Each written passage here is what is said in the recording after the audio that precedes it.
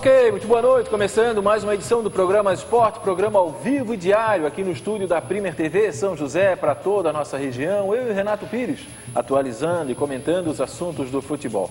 Toda terça-feira a gente recebe um ex-ídolo, né? Um ex-jogador de Avaí, Figueirense, um ex-atleta profissional para contar aí um pouco da sua carreira, passar um pouco aí da experiência para a gente. E hoje o convidado, feito o convite, aceitou, é um amigo nosso, amigo do programa, é o zagueiro Aguinaldo Liz, ex-zagueiro Figueirense, Flamengo, Fluminense, Grêmio, uma história realmente muito legal no nosso cenário. Renato Pires, muito boa noite. Boa noite, Fábio, Aguinaldo, espectadores da Premier TV, tudo tranquilo, Palmeiras somente.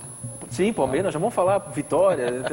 Agora me diz, por que tu não quisesse cumprimentar o Aguinaldo? Porque ele era do Figueirense? Mentira, tu. Quando é do Avaí, tu abraça, bate foto. Ô, Jairo, pra ti, mentira, tu. Tá certo. Aguinaldo, obrigado por ter aceito o nosso convite. É uma honra muito grande, até porque tu sabes a admiração que eu tenho pelo teu trabalho, por tudo que tu fez e continua fazendo pelo nosso futebol.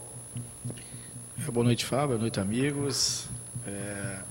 É um prazer enorme estar aqui falando sobre minha carreira, sobre os acontecimentos e tudo que envolveu a minha trajetória, né? E que está envolvendo ainda, que eu sou um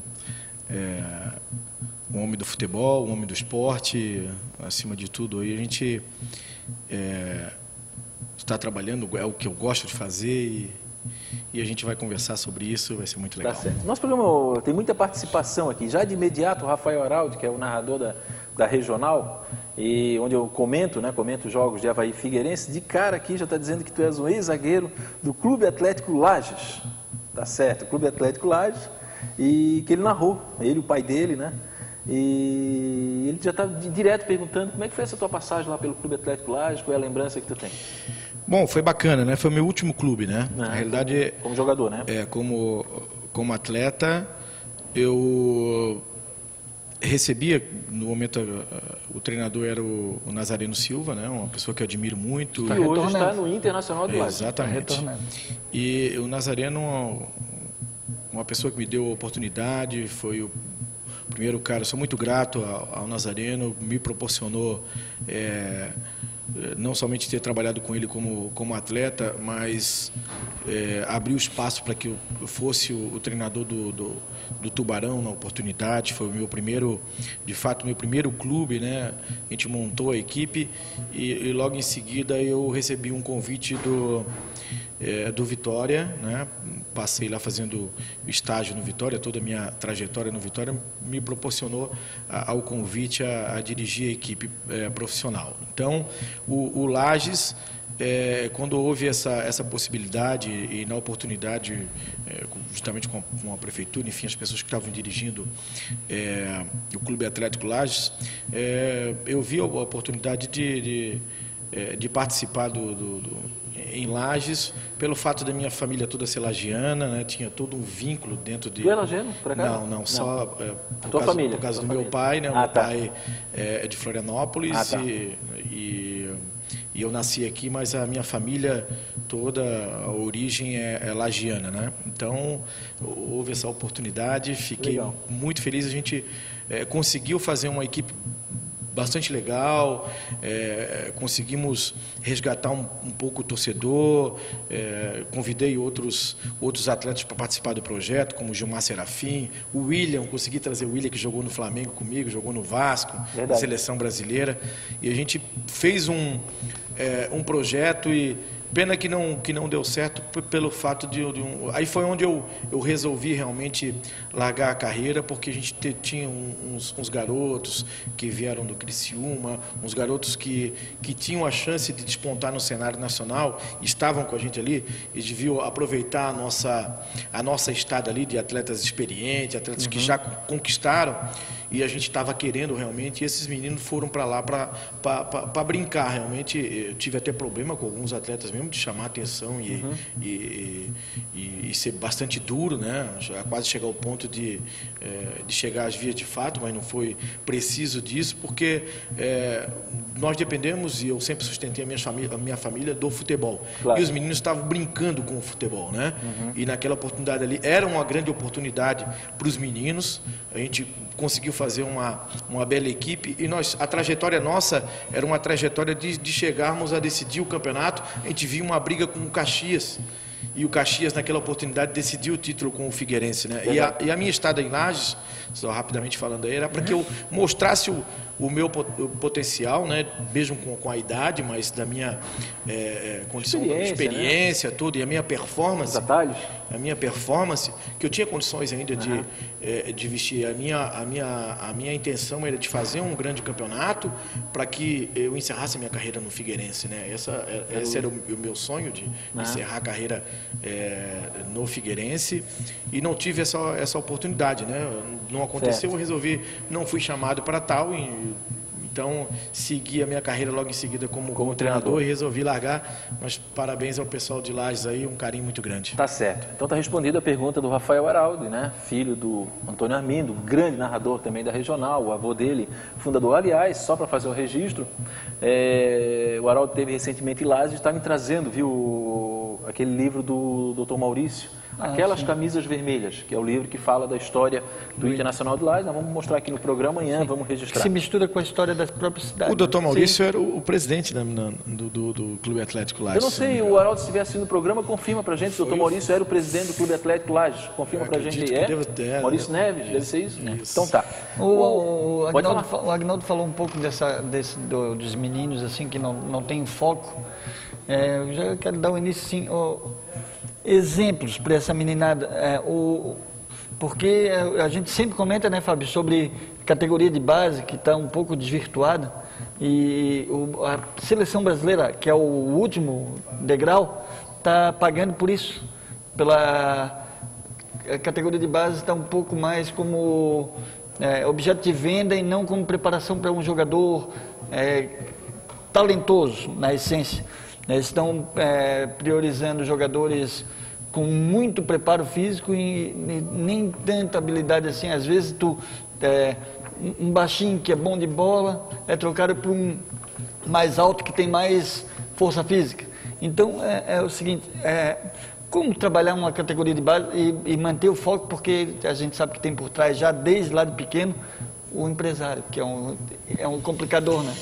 Bom, o primeiro ponto, assim, a gente tem que analisar o fato recente, e que houve até mudanças dentro da seleção brasileira, mas a gente tem que ressaltar também, e aí é uma coisa que eu luto muito, né? A respeito disso, nem sempre o problema está só dentro da nossa equipe, da nossa casa. A evolução das outras equipes, né? A gente tem que analisar que do outro lado tem equipes sul-americanas que cresceram muito, que fazem um trabalho de base, viram que o mercado ele se estende para todos, né? Ele oportuniza a todos.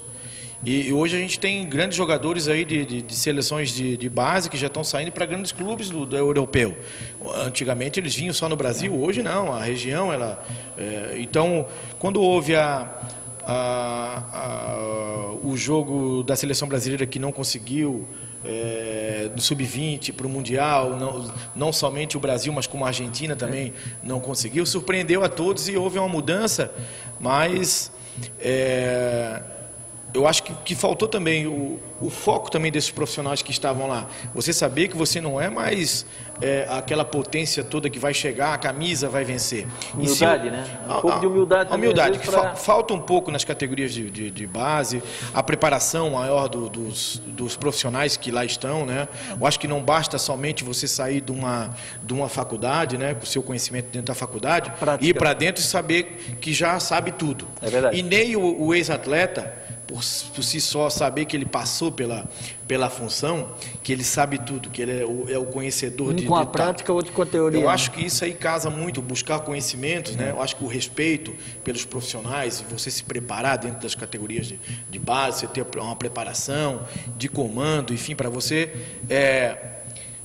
abastecer. Principalmente, eu acho que o grande erro dos nossos clubes você sai para uma competição, você põe os profissionais ali da categoria de base dentro de uma pressão que ele tem que vencer. E eu acho que não é por aí. Não é por aí o caminho. Você tem que ter objetivos, formador, né?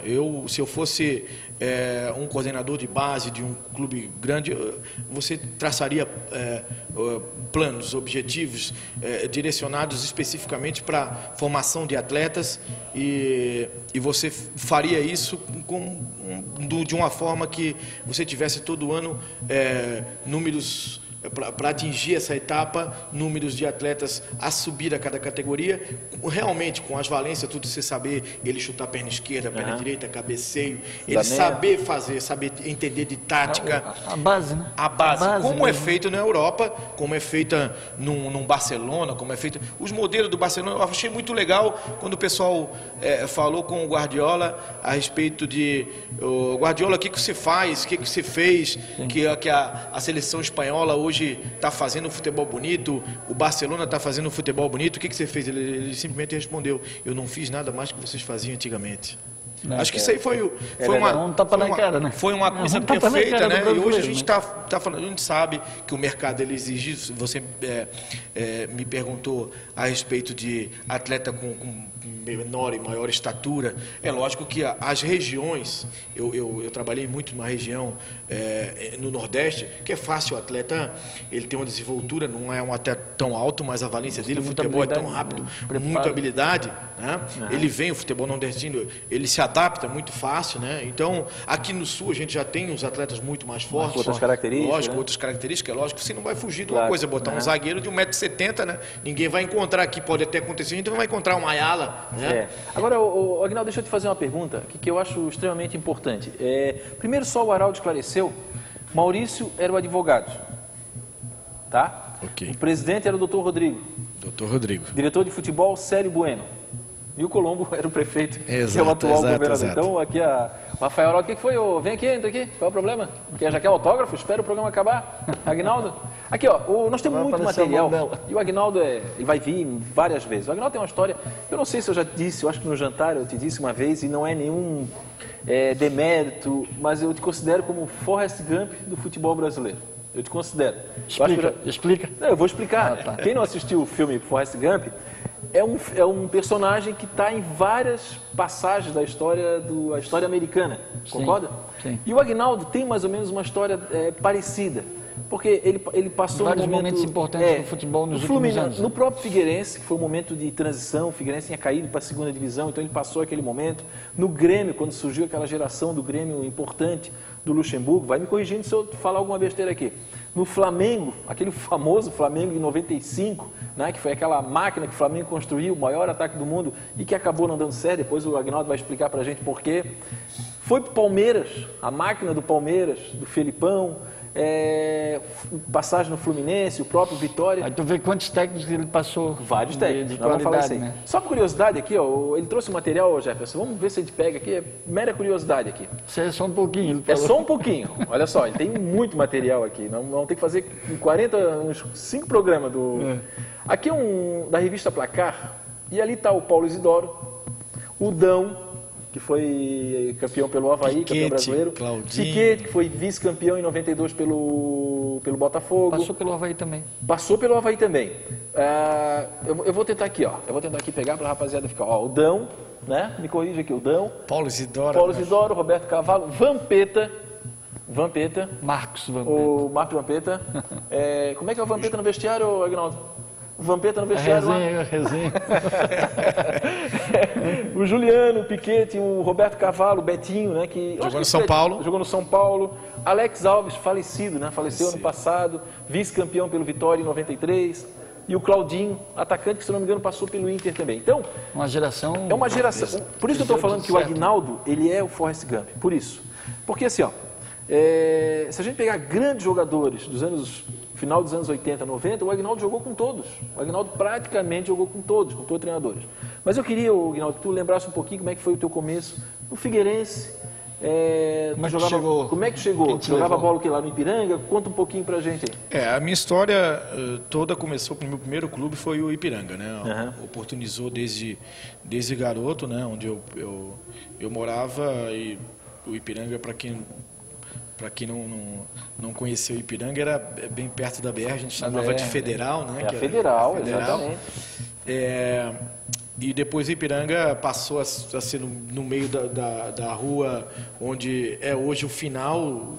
O Ipiranga hoje está localizado perto da Avenida das Torres. Aliás, é belíssimo. O Complexo Esportivo de Ipiranga é belíssimo. Um abraço lá para o Tatal, presidente. Eu acho que hoje, merecia um maior apoio da parte da prefeitura para saber que ali abriga um projeto bacana, sim, não só do Sindicato dos Atletas, mas também com escolinha e com todo o pessoal antigo que pratica, o espaço para a comunidade. Eu acho que daria para rever isso, para dar uma estrutura maior para o clube, que a gente sabe que o Tatá é um presidente batalhador, é um batalhador, é um abnegado, que ajuda muito o clube, né? Mas é uma praça muito bacana, que abriga hoje um campeonato nosso aqui da região, onde os clubes vão jogar lá, porque não tem campo.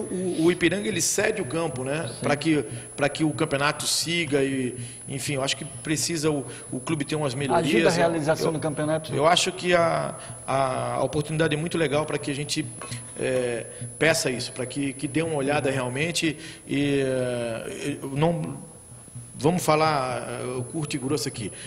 Dizer que não tem dinheiro, isso não cola. Tem verba para isso, né? Uhum. A questão é buscar de que forma, colocar isso de uma forma legal para que haja boa vontade de todos. Eu acredito que Ipiranga, e eu estou disposto a também ajudar e a colaborar nesse sentido. Legal. A minha trajetória depois do Ipiranga, era garoto, eu costumo dizer, eu fui um gordinho que venci no futebol, né?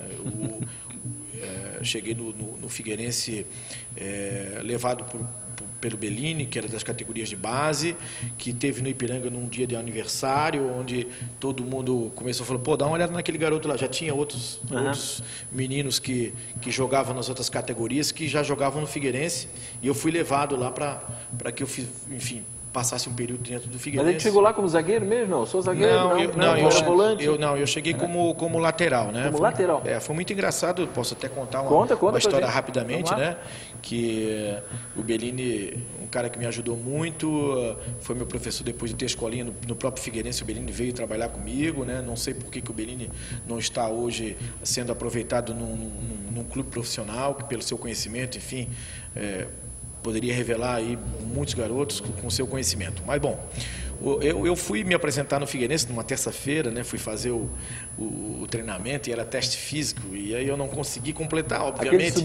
Aquele botava para subir a arquibancada? Não, esse foi na quinta-feira. Na terça-feira, obviamente, uma corrida longa de maratona, né? Como é que sem condição nenhuma de jogar, um garoto sem condições físicas, né? Não tinha aquela prática em colégio, enfim, não tinha aquilo tudo, né? A gente éramos garotos de rua, aprendia as coisas na rua realmente, né? Então, eu devia ter 10 anos, 11 anos. E então não consegui completar. Enfim, cheguei depois, todo mundo já está trocando de roupa, eu cheguei no clube para trocar de roupa. Bom, fui embora. Chegou na quinta-feira, eu participei novamente do treinamento, também não consegui, enfim, chegando no sábado... Já veio aquele gordo de novo? Fui lá jogar, entrou todo mundo, tinha mais de 100 garotos para entrar no coletivo a tarde inteira, eu fui o único que não entrei. Bom, para encurtar um pouco a conversa, eu participei 3 sábados, né? Não somente durante a semana, terça e quinta, e sábados, e não entrei em 3 treinos. Mas eu digo, não, tem alguma coisa errada, eu jogo e eu vou estar lá novamente. No 4º sábado eu cheguei no clube e esperei, tive a minha oportunidade. Quando eu peguei na bola, eu não passei a bola para ninguém, quer dizer, eu ganhei a minha vaga ali, né? Agora sou eu, né? Não, e depois disso foi muito engraçado, Fábio. Mas é legal porque hoje tu é treinador e tu passa isso para a gurizada, né? E é muito legal, Fábio, que assim, ó, o Bellini fez aquilo ali, até que ponto a perseverança do atleta. Exato. Hoje tu deixa um atleta de fora, tu tira, substitui, ele sai bravo, ele já não vai mais, joga a camisa no chão, ele chama o pai, vem conversar por que tirou o meu filho, e você está criando todo um mecanismo de aprendizado futuro para a vida, para saber a perseverança, até que ponto... Vai pelo caminho errado. Mas, Renato, hoje tem guri que vai treinar com roupa de primeira comunhão, com cabelo penteado como se tivesse ido para a primeira comunhão, pô. E tem gente que já vai com empresário. Eu costumo dizer assim que hoje, pô. Fábio, a gente vê muito, a gente treina os meninos, né? A gente vê lá, prejudica muito essa condição. Não é que eles não possam fazer isso. Sim. Possam fazer o que eu vou falar. O videogame, eu falo que eles são jogadores de videogame. Eles querem fazer a jogada de videogame, não existe jogada de videogame. Como é que é? Apertar o X? E aí ele sai fazendo aquelas coisas que indevida num treino, num jogo, né? numa partida, num coletivo, enfim. Isso prejudica eles, né? Acho que tem que buscar outro mecanismo. A internet está aí, você busca vídeo, você busca as jogadas, hoje treinamentos. Hoje está facilidade, né? No nosso tempo, não tem essa facilidade que tem hoje. Para quem quer aprender, hoje a facilidade é muito maior. Deixa eu só atender rapidinho aqui, só atender o pessoal. O Bena aí está te mandando um abraço. Ok, Bena, grande abraço, Bena. O Thiago Aldori está mandando um abraço. O Aldori, valeu, um abraço ao âncora. E para o Aguinaldo. Para ti também. O Tiago Galvão, Márcio Luz, treinador também de futebol amador. Grande garoto aí que tem uma turma aqui. Uma vida muito grande pela frente aí. No Figueirense, tu passou um momento que, como eu falei, de oscilação. O Figueirense caiu para a segunda divisão, né? Tu disputou aquela segunda divisão que foram vistos do Blumenau. Exatamente, em 87. Em 87, né? Só completando uma vida grande aí pro Thiago Galvão no futebol. Claro. Todos nós desejamos a todos que tenham uma vida enorme pela frente aí, né? Sem dúvida nenhuma. Tudo das coisas boas aí que a gente tem. É uma batalha. Do Figueirense, tu foi para o Grêmio, é isso? Não, do Figueirense eu fui para o Vitória. O Vitória da Bahia. Onde aquela foto ali tem os garotos que subiram tudo, né? Uma coisa bastante importante que passou nas categorias de base, que eu vivenciei isso. Quando eu cheguei eu joguei o futebol o tempo todo pensando chegar num clube grande e eu vou ter a oportunidade de jogar um campeonato brasileiro de Série A. Quando eu cheguei na Série A no Vitória, o Vitória me cai. Caiu para a segunda divisão. Eu digo, meu Deus. Mas nós trouxemos mas de qualquer forma, nós trouxemos o Evandro aqui, que abandonou o futebol ano passado. Ele começou no Vitória. Eu joguei com ele em 96. O Evandro era garoto, né? Eu cheguei a minha segunda passagem no Vitória, né? E essa primeira passagem, quando caiu, a gente tinha 30 atletas no plantel e ficaram com os dois goleiros, que era o Ronaldo, campeão pelo Bahia em 88, e o Borges, que era o goleiro reserva, e o restante foi mandado tudo embora, só ficou eu. Projeto novo. Projeto novo. E eu vendo as categorias de base, e o Toninho Camarão, que era o preparador físico, né? Toninho foi muito importante nisso. Toninho um excelente cara, um excelente profissional, fantástico, né? Hoje trabalha se eu não me engano, está com o Arthurzinho lá no... Eu não sei se o Toninho Camarão não tem informação se ele está lá. Eu acho que no Joinville. Não tem. E assim, nós precisávamos de um cara, o presidente, né, o Paulo Carneiro, perguntou, eu preciso de um treinador que goste de divisão de base, jovem, que queira mudar. Eu chego de outro tipo de treinador. Eu quero mudar. E nós ajudamos com o Hélio dos Anjos. O Hélio dos Anjos começou o trabalho. E aí eu falei pro Hélio assim, Hélio, você só dá uma olhadinha para a categoria de base, que lá nós temos um time fantástico. Aí contratou o Arthurzinho, o Zé Roberto, que veio do Criciúma, o Evandro, o zagueiro, que já estava aqui, o Evandro. Exatamente. E aí trouxeram e depois foi o Roberto Cavalo, enfim, mas essa meninada subiu tudo, Paulo Isidoro, o Dida, Vampeta, quem mais? Claudinho, o Júnior, lateral esquerdo, foi pentacampeão. Essa turma foi vice-campeã, então, em 93. Em 93. Perderam a final com o Palmeiras. Perderam a final com o Palmeiras, né? Depois disso, foi uma geração fantástica. Depois disso que eu saí daqui como meio-campo e passei a ser...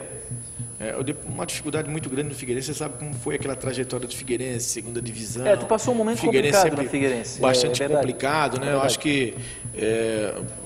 Uma outra época. Quando você tem uma foto lá do Figueirense, quando o Figueirense disputou a segunda divisão, pergunta para ele se ele tem como colocar ali, só para nós relembrar um pouquinho. Agora, enquanto isso a gente está conversando, Aguinaldo, durante muito tempo, tu passou um tempo conhecido como o jogador de confiança do Felipão. Conta pra gente como é que foi um pouco como é que foi esse momento com o Felipão aí? Na realidade, não só do Felipão, né? A minha carreira, ela foi traduzida assim, de uma forma que quando pensava em atleta para... Deixa só, nós já vamos continuar, ali, só para a gente relembrar ali. Ali tem uma turma muito grande ali. Vice-campeão de 87. Perdeu para o Blumenau 0-0. Peçanha, né? O Guilherme Maculha, Alemão. Ali está o Amarildo. Edson Borges. Exatamente. O Wilton, zagueiro aqui do Bela Vista. Alaécio, o Merim, Adenir, o Washington, o Rude. Exatamente. O Amarildo... O Luiz Antônio, o quarto lá, o quarto é o Obenei. Ele se abaixou, evidentemente. Carran. Porque se ele tivesse em pé ali... Poxa vida. Então é só para relembrar aí um momento. Até se o Marcondes quiser, pode colocando as fotos, a gente vai conversando assim. Isso, bacana essa nossa trajetória. E eu fui... quando eu cheguei no Vitória, eu já comecei a ser um cara bastante respeitado, apesar de ser jovem, com a minha personalidade. Uma passagem do Figueirense, Copa de Santa Catarina, campeão em 90, junto com a torcida ali, aquela camisa antiga da Floriza. Dentro do Vitória, eu já consegui o meio-campo, que virou zagueiro, o melhor zagueiro do Norte e Nordeste por 2 anos, sendo observado pela seleção brasileira. Nisso eu fui para o Grêmio, aí o Inter e o Grêmio disputando a minha contratação. Eu fui chamado na sede que eu tinha sido vendido para o Inter e acabei indo para o Grêmio no mesmo dia, né? Mesmo dia. E chegando lá eu conheci o Luiz Felipe Scolari. Ali começou uma relação. Tivemos uma relação, um homem de até uma foto no Grêmio. Um homem de confiança, né? Eu fui artilheiro da equipe no Gauchão, na Copa do Brasil, né? Fiz muitos gols dentro do Grêmio. Né? O Grêmio estava se recuperando também, que vinha da 2ª divisão junto com o Vitória. Passou um momento ruim, né? E como a gente também reformulou a equipe, a gente resgatou isso, né? Eu fui chamado e a gente conseguiu, não só eu, mas como o Pingo também, a gente que também jogamos junto ali no Flamengo. Essa foto aí eu acho sensacional, porque tu participou de um momento fantástico, né? Que foi quando o Flamengo investiu muito. Na realidade, né? Era o melhor time do Brasil, né? A gente... Paulo César, Ronaldão, Aguinaldo, Fabiano, o Pingo e o Lira. Deve ser isso. Embaixo ali o Sávio. Edmundo, Sávio, o Márcio Costa, o Djair e Sávio. Né? O Sávio que está aqui em Nós tínhamos um elenco muito forte, né? Na realidade, naquela época, o Flamengo deu um salto muito grande e assustou até a todos, porque... Mas o que aconteceu? Tinha problema de vestiário? Não. Os outros times cresciam justamente por enfrentar o Flamengo? O Flamengo teve uma transição e aí a condição, tudo que é hoje de TV interativa, de vender os jogos para tal lugares, e o Kleber Leite cresceu muito isso. Hoje ele tem até uma empresa, que é o Kleffer, e ele conseguiu vender os jogos e hoje tem um negócio grandioso que começou lá no Flamengo. Ele viu ele é um cara muito inteligente, viu essa possibilidade, né, de negócios e ele com a grande marca Flamengo, um elenco fantástico de seleção brasileira, né? Só para você ter uma ideia, eu saí do Grêmio, não somente eu, mas como o Pingo, como moeda para que alavancasse o Grêmio para buscar, nós ganhamos a Copa do Brasil em 94 para chegar na Libertadores. E aí precisava de caixa. O Fábio Koff, na época, chegou e falou: eu quero ficar com vocês, mas eu preciso de dinheiro. A única coisa que temos é vocês que o mercado exige, né? E na época foi a maior transação de zagueiros dentro do país. Hoje a gente vê o Dedé sendo, né, essa transação muito grande. Bom, nessa condição eu fui comprado o Ricardo Teixeira, comprou o meu passe, que o Ricardo Teixeira sempre foi Flamengo. E como eu era a bola da vez para ir para a seleção brasileira, porque em 94 eu fui pré-relacionado para a Copa do Mundo, que houve aquele problema com o Ricardo Rocha e o Ricardo Gomes. Verdade. E aí ficou entre eu e o Kleber para ir para a seleção brasileira às pressas. E me chamaram às pressas para que eu fosse treinar, manter o treinamento, que a qualquer momento seria chamado para ir para a Copa do Mundo, né? Quer dizer, tu gerou isso, eu até ia te fazer essa pergunta. Tu durante o momento, até pelo relacionamento, tu criou isso, né? Tu teve esse sentimento de que poderia ter ido para a Copa do Mundo. Sim. Acabou decepcionando pelo fato de não ter ido? Não, assim, esse foi um aspecto que estava entre eu e o Kleber, né? O Kleber já tinha ido para a seleção e eu era a bola da vez. Como lá dentro da seleção o Fábio Koff era o presidente do Grêmio e tinha um peso muito grande. O Mustafa Cantucci era o diretor do Palmeiras na época e estava acompanhando a seleção brasileira na Copa do Mundo. O Ricardo Teixeira, para não ter uma briga entre um ou outro, ele levou o Ronaldão, que não teria problema nenhum, porque sempre foi político. São Paulo. E aí aconteceu a coisa. Bom, tanto que na Copa do Mundo, né? E aí houve uma promessa que eu fosse, enfim, teve uma compensação nisso, né? Coisa que o Ricardo ajudou o Grêmio na minha compra e eu fui doado ao Flamengo, né? Coisa de bastidores, sabia, porque estava por dentro e sempre fui inteirado de tudo que estava acontecendo, né? E depois eu tive outras 2 vezes para ser convocado para a seleção brasileira. Sabia da minha convocação, porque o Flamengo, hoje não. Antigamente o Flamengo tinha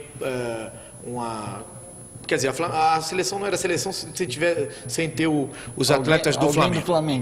Como era antigamente o Botafogo, Santos. Enfim. Santos, é verdade. E aí a gente sabia, né? Quando chegou na sexta-feira, nós vamos jogar no domingo, que era assim, Aguinaldo, vai sair a convocação na segunda-feira, você tá dentro da convocação.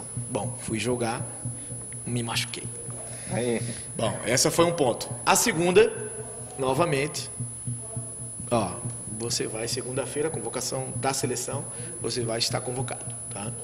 E aí eu fui jogar contra o São Paulo, estourei o joelho e fiquei 7 meses em recuperação. E aí você sai do nível, na minha época, de zagueiros de excelência, né? Para você estar ali num grande clube. Eu costumo dizer que hoje eu ralei muito para ter uma oportunidade de ser um ótimo jogador dentro do Figueirense, para poder ter uma oportunidade dentro do Vitória.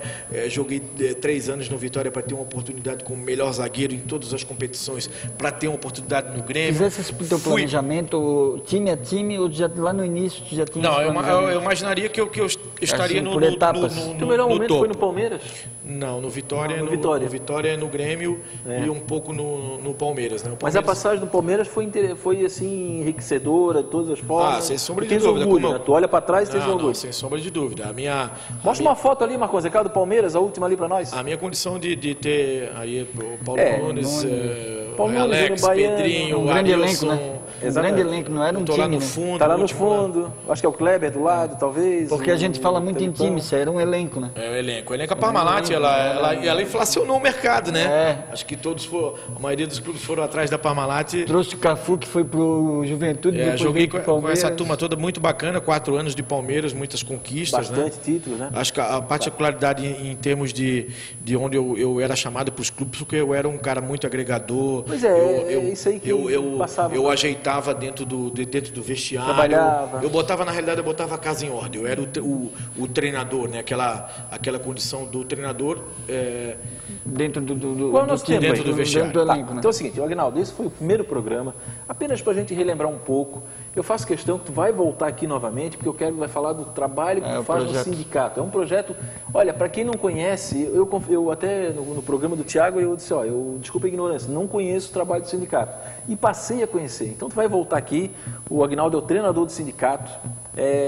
Só para resumir. Coordenador, não somente eu, mas o professor Isazé também, que eu sou. Mas é só para a gente resumir. O jogador está desempregado, digamos assim, está sem clube, fica jogando no sindicato até ele ter um reposicionamento no mercado. Treinamento de segunda a sexta. Aqui não é que nem lá não. Aqui nós temos horário, nós temos que terminar. O programa está muito bom. Aguinaldo, tu volta de novo. Obrigado pela oportunidade. Estou à disposição. Tá bom. Bacana falar um pouquinho da minha história aí. Tá bom. É um prazer estar falando com vocês e aí dar oportunidade a esse pessoal aí mais antigo relembrar. Isso é bacana, né? Os garotos não conheciam a história do que. O Aguinaldo vai voltar, vai falar do trabalho do sindicato, vai falar do trabalho do treinador, vai falar. Ele vai voltar. Pode aguardar que ele estará de novo aqui. Renato, eu sei que não é um ex-jogador do Avaí, mas o programa foi bom. Dá tchau aí pro Albenaí, que o Albenaí gosta muito do tchau. Mas joguei também no Avaí, viu? Pra quem não sabe, aí, joguei 2 partidas nos juniores do Avaí. Olha aí, Jaison. Viu? O Jai já meteu o pilha aqui. Valeu, obrigado.